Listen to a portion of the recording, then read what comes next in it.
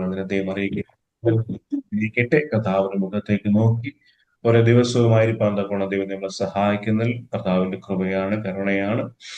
എല്ലാവർക്കും നന്മയുണ്ടാകട്ടെ എന്ന് പ്രാർത്ഥിക്കുന്നു, ആഗ്രഹിക്കുന്നു. നമുക്കൊരു വാക്യം വായിക്കാം. സ്തോത്രം. സങ്കീർത്തനങ്ങൾ 100-ന്റെ 4-ാമത്തെ വാക്യം, 100-ാം സങ്കീർത്തനം 4-ാമത്തെ വാക്യം. അവന്റെ വാതിലുകളിൽ സ്തോത്രത്തോടും അവന്റെ പ്രകാരങ്ങളിൽ സ്തുതിയോടും കൂടെ വരുവേ. അവന് സ്തോത്രം ചെയ്തു അവന്റെ നാമത്തെ വാഴ്ത്തുന്നു. ഹല്ലേലൂയ, സ്തോത്രം. നമ്മൾ കാണുമ്പോൾ വളരെ കാഷ്വൽ ആയിട്ട് അല്ലെങ്കിൽ വളരെ ജനറൽ ആയിട്ട് പറയുന്ന ഒരു വാക്കായിട്ട് നമുക്ക് തോന്നുമെങ്കിലും ഈ സങ്കീർത്തനത്തിൽ ആരേത് പറയുന്നില്ലെങ്കിലും നമ്മളത് സാധാരണ വിശ്വസിക്കുന്ന പോലെ ദാവീദിന്റെ സങ്കീർത്തനം എന്നാണ് നമ്മളത് വിശ്വസിക്കുന്നത്. കാരണം ഇതിൽ ആരാധനയെ കുറിച്ച് പറയുന്നതുകൊണ്ടാണ്. സങ്കീർത്തനക്കാരനായി ദാവീദ് ഒരു പാട്ടുകാരനായിരുന്നു. എപ്പോഴും ആരാധനയ്ക്ക് മുൻതൂക്കം കൊടുക്കുന്ന ഒരു ദൈവഭക്തനായ മനുഷ്യനായിരുന്നുകൊണ്ട് ഇതില് നമ്മൾ ചിന്തിക്കുന്ന ഒരു ദാവീദിന്റെ സങ്കീർത്തനമാകാനാണ് സാധ്യത കൂടുതൽ. അവന്റെ വാതിലുകൾ സ്തോത്രത്തോടും അവന്റെ പ്രാകാരങ്ങളിൽ സ്തുതിയോടും കൂടെ വരും. സ്തോത്രം. Hallelujah.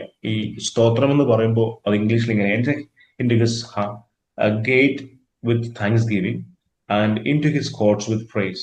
Be thankful unto him and bless his name. അതായത് സ്തോത്രം എന്ന് പറയുമ്പോൾ താങ്ക്സ് ഗിവിംഗ് എന്നാണ് പറയുന്നത്. അതുപോലെ സ്തുതി എന്ന് പറഞ്ഞാൽ പ്രൈസ് എന്നാണ് പറയുന്നത്. രണ്ട് കാര്യങ്ങളെ കുറിച്ചാണ് പറയുന്നത്, താങ്ക്സ് ഗിവിംഗ് ആൻഡ് പ്രൈസ്. എന്താണ് ഈ താങ്ക്സ് ഗിവിംഗ് ആൻഡ് പ്രൈസ്? എന്തിനാണ് ഈ താങ്ക്സ് ഗിവിംഗ് പറയുന്നത്? എന്തിനാണ് സ്തുതിക്കുന്നത്?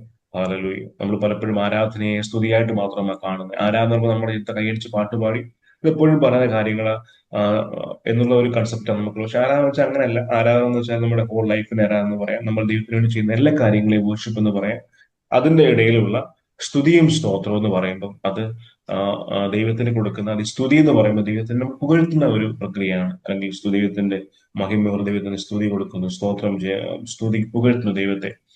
ദൈവം അങ്ങ് പരിശുദ്ധനാണ്, അങ്ങ് വലിയവനാണെന്ന് നമ്മൾ പറയുന്നു. ഇപ്പൊ എന്തിനാ ഇങ്ങനെ ചെയ്യുന്നെന്ന് പറയുമ്പോൾ പറയുന്നുണ്ട്, അവന്റെ വാതിലുകളിൽ സ്തോത്രം. ഹല്ലേലൂയ. വാതിലുകളാണ്, അതായത് ദൈവത്തിന്റെ വാതിലുകൾ എന്ന് പറയുമ്പോൾ ദൈവ സന്നിധിയിലേക്ക് കയറുക എന്നുള്ളതാണ് മെയിൻ ചെയ്യുന്നത്. ദൈവത്തിന്റെ സന്നിധിയിലേക്ക് ഒന്ന് കയറി ചെല്ലുക, ദൈവ സാന്നിധ്യത്തിലേക്ക് പ്രവേശിക്കുക, ആത്മലോകത്തിലേക്ക് കടക്കുക എന്നൊക്കെയുള്ള അർത്ഥമാണ് വാതിൽ എന്ന് പറയുമ്പോൾ.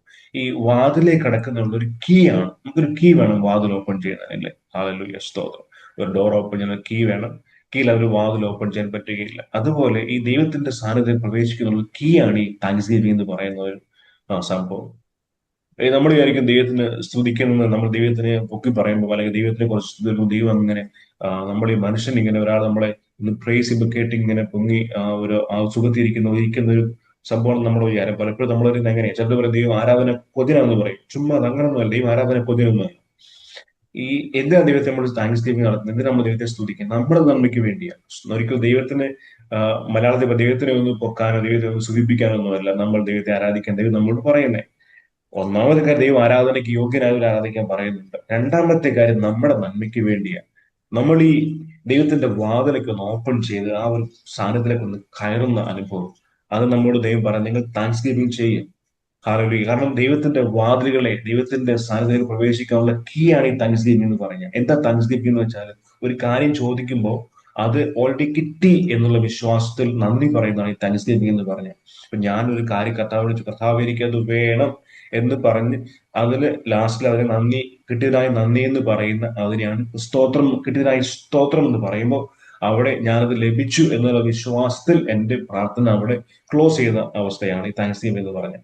ജനറലി നമ്മൾ പറയുന്നു. അപ്പൊ അത് ദൈവത്തിന്റെ വാതിലുകളെ ഓപ്പൺ ചെയ്യുന്ന ഒരു കീ ആണ്. ദൈവസാന്നിധ്യം കയറുന്ന ഒരു കീ ആണ് ഈ താങ്ക്സ് ഗിവിംഗ് പറഞ്ഞു നമ്മൾ ദൈവസാന്നിധ്യം കയറുന്നത്. ഹല്ലേലൂയ, സ്തോത്രം. അതുപോലെ പ്രാകാരങ്ങൾ എന്ന് പറയുമ്പോൾ ദൈവത്തിന്റെ കോർട്ട് എന്ന് ഇംഗ്ലീഷിൽ പറഞ്ഞത്, മലയാളത്തിൽ ഇവിടെ പ്രാകാരം എന്ന് പറഞ്ഞിട്ടുണ്ട്. പ്രാകാരത്തിൽ നമ്മൾ പ്രൈസ് ചെയ്യുക ദൈവത്തെ, അതും ഒരു കീ ആണ്. സ്തുതിയും സ്തോത്രം എന്ന് പറഞ്ഞാല് ദൈവ സാന്നിധ്യത്തിലേക്ക് കയറുന്നുള്ള കീ ആണ്. ദൈവത്തിന്റെ ആത്മലോകത്തിലേക്ക് നമ്മൾ കയറി പോകുന്നുള്ള കീ ആണ് ഈ സ്തുതിയും സ്തോത്രം എന്ന് പറഞ്ഞാൽ. ചുമ്മാരല്ല അവിടെ ദൈവം പറഞ്ഞേക്കുന്നത്. അവന്റെ വാതിലുകളിൽ പറയുമ്പോൾ ദൈവത്തിന്റെ സാന്നിധ്യത്തിലേക്ക് കയറുവാനുള്ള കീ ആണ് അവിടെ താങ്ക്സ് ഗിവിംഗ് എന്നും സ്തോത്രവും എന്നും അല്ലെങ്കിൽ പ്രൈസ് എന്നൊക്കെ പറഞ്ഞിരിക്കുന്നത്. ഹല്ലേലൂയ. ദൈവത്തിന്റെ സാന്നിധ്യത്തിൽ കയറണം. നമ്മൾ ഈ സ്തുതിയും സ്തോത്രവും ദൈവത്തിന് കൊടുത്തേ പറ്റത്തുള്ളൂ. ചുമ്മാ ഒരു ദൈവത്തിൽ കയറാൻ പറ്റത്തില്ല. അത് അവിടെ ഏറ്റവും മനോഹരമായ ഒരു കീ ആണ് ഈ താങ്ക്സ് ഗിവിംഗ് എന്നും സ്തോത്രം എന്ന് പറയുന്നത്. അപ്പൊ നമ്മുടെ നന്മയ്ക്ക് വേണ്ടിയാണ് ദൈവം നമ്മോട് ചെയ്യാൻ പറഞ്ഞേക്കുന്നത്. ദൈവത്തിന് അത് കണ്ടിരുന്ന് ഓഫ് കോഴ്സ് ദൈവം സന്തോഷിക്കും, ഇല്ലെന്നല്ല. പക്ഷെ ദൈവത്തിന് നമ്മൾ സ്തുതിച്ചാൽ മാത്രമേ അതെല്ലാം അല്ലെങ്കിൽ ദൈവം സന്തോഷിക്കും എന്നുള്ള അർത്ഥമൊന്നുമില്ല. ദൂതന്മാർ രാപ്പകൽ മില്യൻസ് ഓഫ് ഏഞ്ചൽസ് ദൈവത്തെ ആരാധിക്കുന്നുണ്ട്, രാപ്പകൽ ആരാധിക്കുന്നുണ്ട്. ഹാലലൂയ. അങ്ങനെ ദൈവം ആരാധന കൊതിയൊന്നുമല്ല. ദൈവത്തിന്റെ മഹിമയെ വർണ്ണിക്കുന്നത് അങ്ങനെ ആയതുകൊണ്ട് മാത്രമാണ്. ഹാലലൂയ, സ്തോത്രം. ദൈവം ഒരു കൊതിയനായതുകൊണ്ടൊന്നുമല്ല. അപ്പൊ നമ്മളോട് പറയുന്നത്, നിങ്ങൾ എന്റെ പ്രകാരങ്ങളിൽ സ്തോത്രത്തോടും അല്ലെങ്കിൽ സ്തുതിയോടും എന്റെ വാതിലുകളിൽ സ്തോത്രം വരാൻ പറയുമ്പോൾ താങ്ക്സ് ഗിവിങ്ങും പ്രൈസസും, ഇത് രണ്ടും ദൈവസ്ഥാനത്തിലേക്ക് കയറാനുള്ള ഓരോ കീകളാണ്. നമ്മളെ അതിലേക്ക് കയറാൻ പ്രാപ്തരാക്കുവാൻ വേണ്ടിയാണ് നമ്മോട് ദൈവം പറയുന്നതിന്. നമ്മുടെ പ്രാർത്ഥനകൾ, ആരാധനകൾ, നമ്മുടെ ഒരു ആരാധനയ്ക്ക് ഒത്തിരി ഇമ്പോർട്ടൻസ് ഉണ്ട്. ഒരു പ്രാർത്ഥനകളിലൊക്കെ വലുതാണ് ദൈവത്തോടുള്ള നമ്മുടെ ആരാധന എന്ന് പറയുന്നത്. നമ്മൾ പ്രാർത്ഥിച്ച് പ്രാർത്ഥിച്ച വിഷയങ്ങൾ ഇങ്ങനെ പറഞ്ഞു പോകുമ്പോൾ അതിങ്ങനെ പറഞ്ഞു പോകൊണ്ടേയിരിക്കും. നമുക്ക് ഒത്തിരി വിഷയങ്ങൾ പ്രാർത്ഥിക്കുവാനുണ്ട്.